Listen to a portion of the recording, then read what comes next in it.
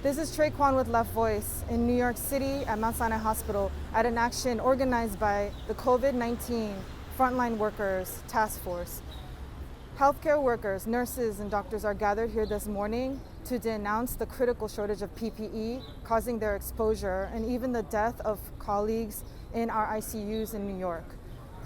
It's another episode in the continued class war where the idea that we're all in this together is completely bogus. We saw how a $2 trillion stimulus package to bail out corporations leaves workers in the dust. While the companies are protected, nurses are dying, doctors are dying. How do we know how many nurses, doctors, and New Yorkers died 2 or 3 weeks before all of this escalated? We didn't have tests. We don't know. At least a handful of my coworkers in our group had almost identical corona symptoms. We didn't have a right to access COVID tests for whatever reasons. The fact that Cuomo was personally involved in the closure of Litch Hospital in Brooklyn. How many hospitals were shut down under Bloomberg? How many healthcare workers were fired during those hospital closures while Bloomberg was mayor? And so at this point, it's completely ridiculous. De Blasio paid $1 billion to have cops and cameras monitor for people to pay for Metro cards, and we don't have masks, we don't have gels. We put people in trailers for morgues. They're paying Rikers inmates $6 an hour to dig up mass graves.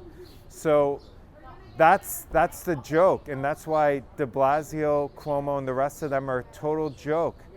But things are getting worse by the second, and here we are begging and sounding alarms and using our voices, and they still don't want to hear us because their ego and pride is much more important than our lives right now. We don't want to hear that they're doing it and they're trying their best, because these are the same people that got us to where we are right now, that have sacrificed and put us in situations of danger, jeopardizing our lives, the lives of our loved ones and our patients.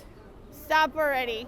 And I'm here today with my other fellow comrades, my colleagues, to fight and demand, not just 5 hours ago as it happened, but demand for better personal protective equipment that is not reused, for better staffing, because staffing is an issue all over. We always had staffing issues, but even more now, it's almost depleted.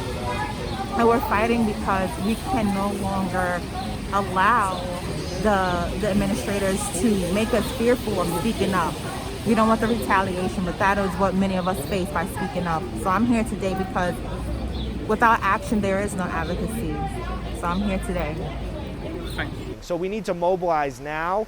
Workers know what they need. Workers need to be directing how these healthcare companies are actually organized and how they're running. We need nationalization of not only the entire healthcare system, that means pharmaceutical companies, that means elimination of these insurance companies that only are existent to delay care to patients, nationalization of the hospital systems, the clinics. But we also need nationalization and democratic worker control of other industries, like the industries that are producing ventilators and PPE.